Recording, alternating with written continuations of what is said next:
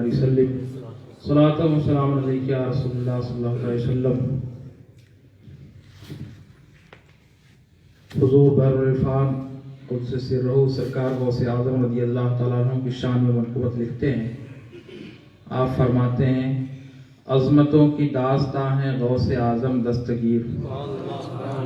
عظمتوں کی داستاں ہے غوث اعظم دستگیر، علم کے کوہ گرا ہیں غوث اعظم دستگیر۔ اور فکر فردہ سے پریشاں کیوں ہے فکر فردہ سے پریشاں کیوں ہے آفاق تو، فکر فردہ سے پریشاں کیوں ہے آفاق تو، سر پہ جب سایہ کنا ہے غوث اعظم دستگیر۔ ایک بار اور درود پاک پڑھ لیجیے، اللہم صلی علی سیدنا شفینا حبیبنا قلوبنا طبینا محمد وآلہ وسلم صلاۃ و سلام علیک یا رسول اللہ صلی اللہ علیہ وسلم۔ حضور بحر العرفان کو سرہ کی بارگاہ میں بولنا ہم جیسے کم علم کی بات نہیں ہے، بس آپ لوگوں کا حکم، مولانا صاحب کا حکم ہوا کہ کچھ عرض کر دیں۔ وہ منظر آپ لوگوں کی نگاہوں کے سامنے ہوگا جب حضور بحر العرفان قدس سرہ بغداد مقدس کے لیے روانہ ہو رہے تھے۔ میلاد اور جشن بغداد سرکار غوث پاک رضی اللہ تعالیٰ عنہ کا جشن حضور بحر العرفان رضی اللہ تعالیٰ عنہ اپنے گھر پہ منایا تھا۔ اس پروگرام میں جو لوگ شریک ہوئے ہوں گے، اس پروگرام کی کیفیت اور لوگوں کے دلوں کی حالت سے لوگوں کو اندازہ ہوا ہوگا کہ جب قنوج میں منانے کا یہ حال ہے تو جب حضور بغداد پہنچے ہوں گے اور سرکار غوث پاک کی بارگاہ میں حاضر ہوئے ہوں گے تو وہاں کا عالم کیا ہوگا۔ حضور بحر العرفان کو سرہ کی زبانی اکثر سنا کرتا تھا، آپ تقریروں میں بیان کیا کرتے تھے کہ سرکار غوث پاک رضی اللہ تعالیٰ عنہ کی عادت کریمہ یہ تھی کہ آپ بچوں کو سلام کرتے تھے۔ ہمیں بزرگوں کی عادتیں اپنانی چاہیے، اس لیے یہ بات عرض کر رہا ہوں، اور حضرت سرکار غوث پاک رضی اللہ تعالیٰ عنہ کی محفل ہے، ان کی سیرت بھی ہمیں پتہ چلے کہ سرکار غوث پاک رضی اللہ تعالیٰ عنہ اتنی شان کے مالک ہوتے ہوئے بھی بچوں کو سلام کیا کرتے تھے، بوڑھوں کے پاس بیٹھا کرتے تھے، یتیموں کے سر پہ ہاتھ رکھا کرتے تھے، چھوٹے چھوٹے جو محلے کے بچے ہوتے تھے، آپ جب چلتے تھے تو بچے آپ کی انگلیاں پکڑ لیتے تھے۔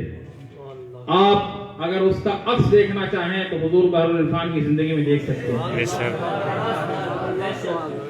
سرکار غوث پاک رضی اللہ عنہ کی شان اتنی بلند ہے کہ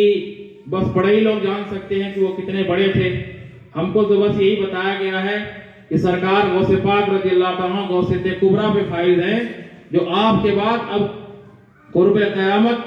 میں سرکار امام مہدی اس مقام پہ فائز ہوں گے، باقی اس مقام پہ اور کوئی فائز نہیں ہوگا۔ اور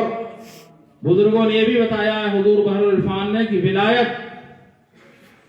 جس کو بھی ملتی ہے سرکار غوث پاک رضی اللہ عنہ کے بعد، دنیا میں جس کو بھی ولایت ملے گی سب سرکار غوث پاک رضی اللہ عنہ کے واسطے اور وسیلے سے ملے گی۔ اور ایک واقعہ بھی حضور بحر العرفان کو سرہ نے چھوٹی والی مسجد میں تحدیث نعمت کے طور پہ بیان کیا تھا، آج وہ بھی بیان کر دوں کہ حضور بحر العرفان کو سرہ نے عصر کے مراقبے کے بعد فرمایا کہ ابھی میں نے مراقبے میں دیکھا،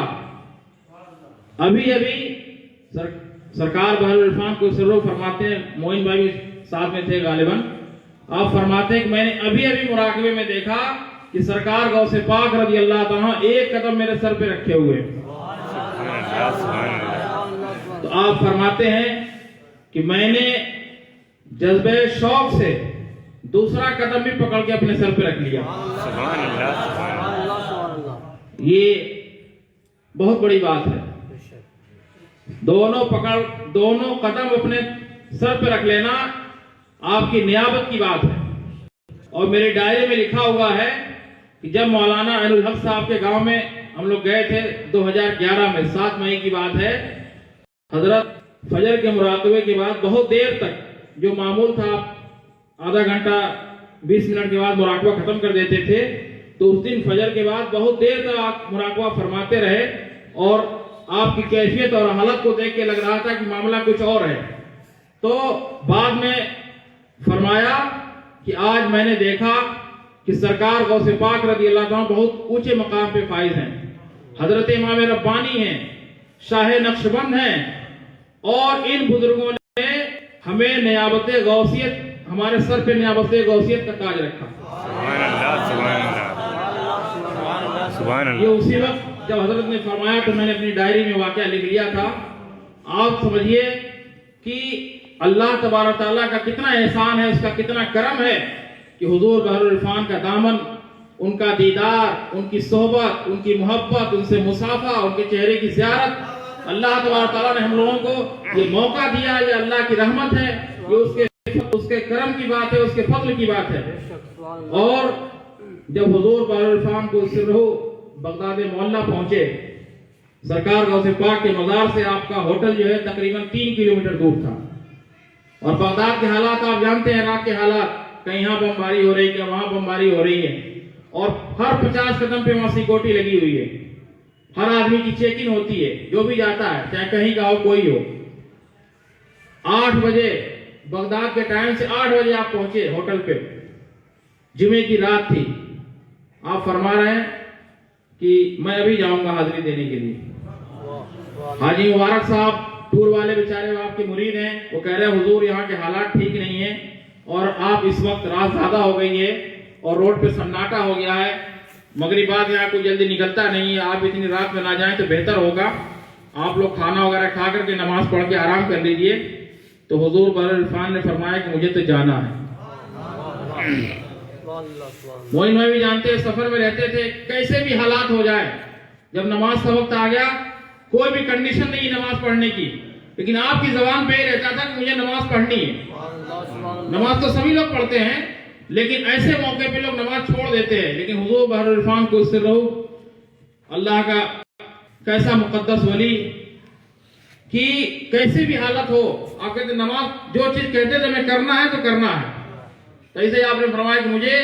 حاجی اسی وقت ابھی حاضری دینی ہے۔ وہ اتفاق سے اب حاجی جی پریشان ہوئے، حضرت کا معاملہ اب انکار بھی نہیں کر سکتے ہیں، تو حاجی جی پریشان ہوئے کیا کریں، کوئی گاڑی تلاش کی، گاڑی بھی نہیں تھی۔ اتفاق سے ہوٹل والا جو مالک تھا ہوٹل کا، وہ اپنے گھر جا رہا تھا، وہ کار سے آیا ہوا تھا، اکیلے تھا گاڑی میں، کہنے لگا کہ چلو جانا ہے تو میں وہاں چھوڑ دیتا ہوں۔ آپ دیکھیے پہلی بار بغداد گئے، اجنبی ملک ہے، کیسے وہاں کے حالات ہیں، کیسا علاقہ ہے، کار سے کوئی چھوڑتا ہے تو کوئی ضروری تھوڑی کہ راستہ ادھر سے واپسی کا پتہ ہو، 3 کلومیٹر کا معاملہ ہے، 50 اور 100 میٹر کی بات تھوڑی ہے۔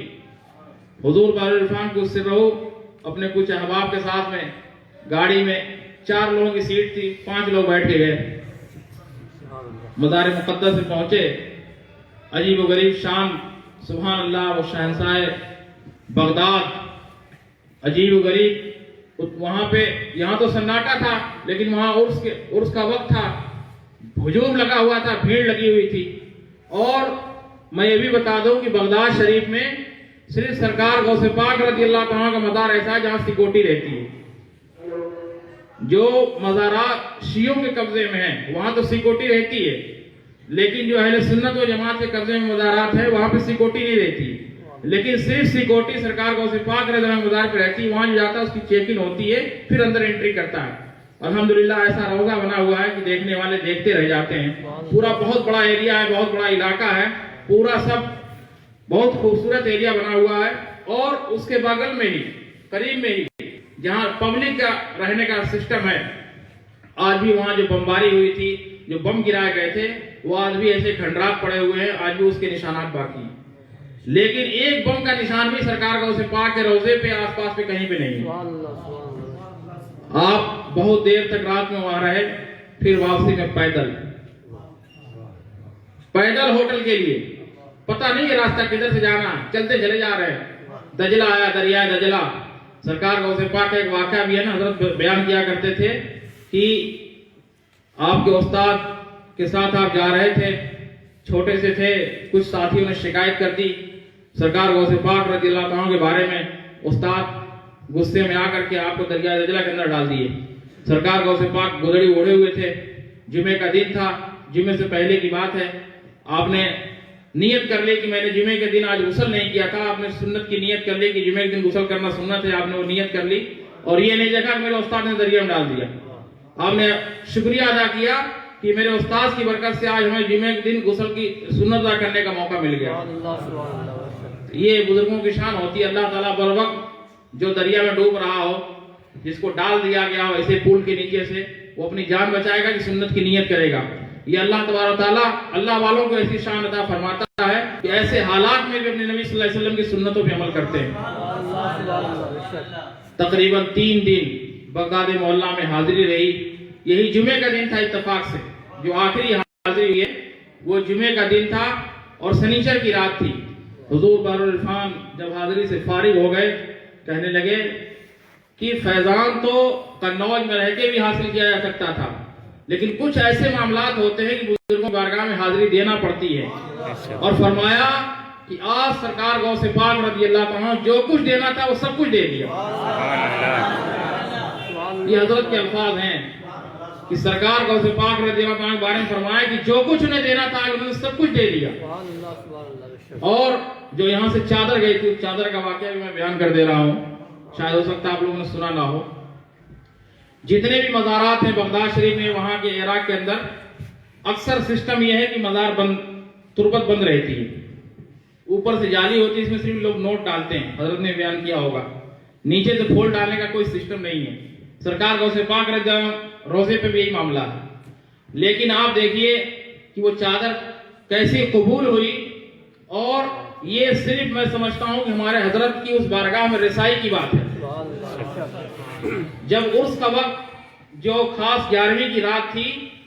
اس میں کیا ہوا کہ بھیڑ بہت زیادہ ہو گئی، پاکستان کے لوگ تھے، انڈیا کے لوگ بھی تھے، چیخ چیخ کے ناطے ہیں، وہ سب منقبتیں پڑھ رہے تھے، تو وہ لوگ درگاہ والے گھبرا گئے، گھبرا کر کے انہوں نے کیا کیا، جو اندر کا دروازہ تو وہی بند کر دیا، باہر کا بھی بند کر دیا، جو پبلک جہاں تھی وہی رہ گئی۔ کئی گیٹ ہیں، جیسے داخل ہوں گے پھر ایک برآمدہ پڑے گا، پھر برآمدہ پڑے گا، پھر اندر جا کے پھر سرکار کا روضہ بنا ہوا۔ تو مولانا احمد سعید صاحب جو تھے، ان کے پاس چادر تھی، وہ اندر والے حصے میں بند ہو گئے۔ حضرت کے ساتھ میں فقیر تھا، وہ باہر کا جو برآمدہ تھا، ہم لوگ اس میں رہ گئے، باہر سے بھی بند، باہر والا بھی نہیں آ سکتا اندر، اندر والا بھی باہر نہیں جا سکتا، سب میں تالا لگا دیا ان لوگوں نے۔ اندر والوں جو خاص روزے کا جو وہ دروازہ تھا جو بند کیا گیا تھا، اس میں پھر ان لوگوں نے سوچا، درگاہ والوں نے، کہ پبلک کم ہے اور آج خاص رات ہے، تو وہ گیٹ کھولا گیا۔ جو تربت والا خاص گیٹ ہوتا ہے، وہ گیٹ کھولا گیا۔ اب چادر تو کسی کے پاس تھی نہیں جو اندر ٹچ کر دیتا، صرف چادر مولانا احمد سعید صاحب کے پاس تھی۔ اور وہ چادر اپنے سر پہ رکھے ہوئے تھے، انہوں نے کہا کہ چادر ٹچ کر دیجئے، تو چادر باضابطہ طور پہ تربت اطہر میں گھسیڑی گئی اور وہاں سے ٹچ کی گئی، اس کے بعد وہ چادر پھر واپس قنوج آئی۔ اللہ تبارک تعالیٰ ہم سب کی محفل قبول فرمائے۔ دہلی کے ہمارے عابد بھائی ہیں، ان کی طرف سے یہ نظر کی محفل رکھی گئی ہے، اللہ ان کے کاروبار میں برکت عطا فرمائے اور ان کی دلی جائز تمناؤں کو پورا کرے۔ السلام علیکم۔